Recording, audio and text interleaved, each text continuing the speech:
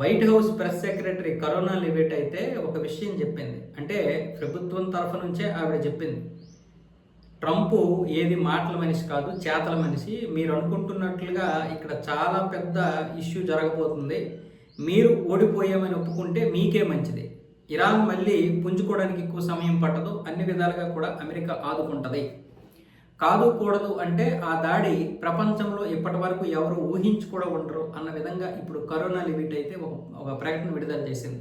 ప్రభుత్వం తరఫు నుంచే మాట్లాడుతున్నట్లుగా. ట్రంప్ అలాంటి వ్యక్తి, చాలా మంచోడు. అయితే ఆయన కోపం వస్తే పరిస్థితులు ఎలా ఉంటాయో కూడా మీరు చూశారు. ఇప్పటి వరకు మీరు చేసింది చాలు, ఇక ఆపేయండి అన్న విధంగా. అటు ఇరాన్ కూడా గట్టిగానే ఇచ్చింది. చాలు చాలు నీ బెదిరింపులు, ఇలాంటి బెదిరింపులు చాలా చూసాము. మేము ఏదైతే షరతులు విధించామో ఆ షరతులకి లోబడి మీరు లొంగిపోవాలి, లేదా కాల్పుల విరమణ చేయాలి. మా షరతుల్లో ఏ ఒక్క షరతుకు విషయంలో కూడా మేము వెనక్కి తగ్గం. మాదే ఫైనల్. అంతేకాదు, మీరు ఏదైతే మా మీద దాడి చేయాలనుకుంటున్నారో అది యూఏఈ మీద తీవ్రంగా ఎఫెక్ట్ చూపిస్తుంది. ముఖ్యంగా దుబాయ్ నాశనం అయిపోద్ది, ఆ తర్వాత మీ ఇష్టం అన్న విధంగా ఇరాన్ కూడా ఎక్కడ తగ్గకుండా గట్టిగానే ఇస్తుంది. ముఖ్యంగా ఐఆర్జీసీ చీఫ్ అయితే దీని గురించి బాగానే స్పందిస్తున్నాడు.